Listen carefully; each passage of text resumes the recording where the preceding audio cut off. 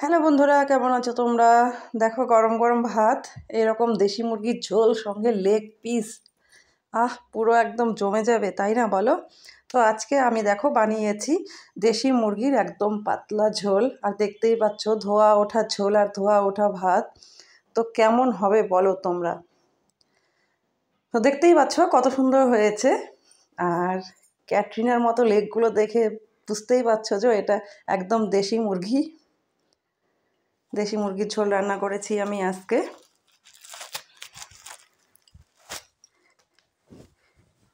এই দেখো আজকে একদম সম্পূর্ণ পুরো রেডি প্রসেসটা তোমাদেরকে দেখাবো। তো আমি সব একদম বসিয়ে দিয়েছি। আমার মাংসটা প্রায় সেদ্ধ হয়ে এসেছে, দেখতেই পাচ্ছ। আর কতটা তেল ছেড়েছে দেখেছো? তো এই করে আমি এটাকে ঢাকা দিয়ে দিয়েছিলাম। যা যা মশলা দিতে হয় সব মশলা রীতিমতো আমি দিয়ে দিয়েছি। আর এই দেখো একটু ডুমো ডুমো করে পেঁয়াজও কেটে দিয়েছি। তারপরে দেখতে পাচ্ছ কত সুন্দর। তো দেখতে থাকো সম্পূর্ণ ভিডিওটা। দেখতেই পাচ্ছ কত তেল উঠেছে এটা।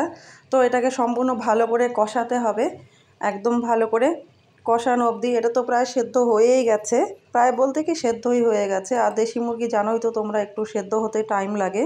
এটাকে একদম আস্তে আস্তে কম আঁচে সুন্দর করে সেদ্ধ করতে হয়, তা না হলে এটা শক্ত হয়ে থাকে আর খেতেও ভালো লাগে না। মাংস যেমনই হোক একটু নরম না হলে ভালো লাগে না, তাই না বলো? এই দেখো আমার এটা কষানো হয়ে গেছে। তারপরে আমি ঝোলটা দিয়ে রাখবো। ঝোলটা দিয়ে দিয়েছি। এটা আমি গরম জলটা আগেই আমি করে রেখেছিলাম। এটা আমি ঠান্ডা জল দিইনি, এটা গরম জল দিয়েছি। তারপরে দেখো খুব একটা ঝোল দেব না, খুব বেশি ঘনও হবে না, খুব বেশি পাতলাও হবে না। তো দেখতেই পাচ্ছ আমার ঝোলের পরিমাণটা। এবার ঝোলটা ফুটতে দেব, ঝোলটা ফুটতে থাকবে, দেখতে থাকো তোমরা।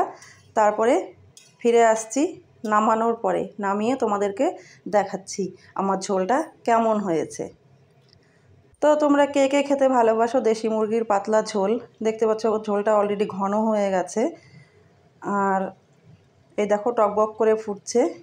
তো আমি এখানে গরম মশলা দিয়ে ঝোলটাকে নামিয়ে নেব। ফিরে আসছি নামানোর পরে, তো সঙ্গে থেকো তোমরা।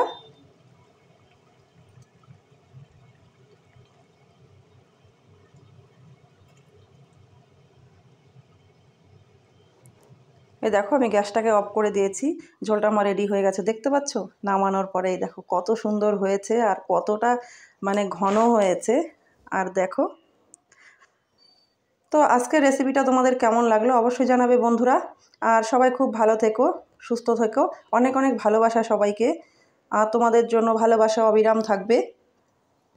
এভাবে পাশে থেকো। যদি ভিডিওটা ভালো লাগে তাহলে লাইক কমেন্ট শেয়ার করে একটু পাশে থেকো বন্ধুরা। Love you all, tata.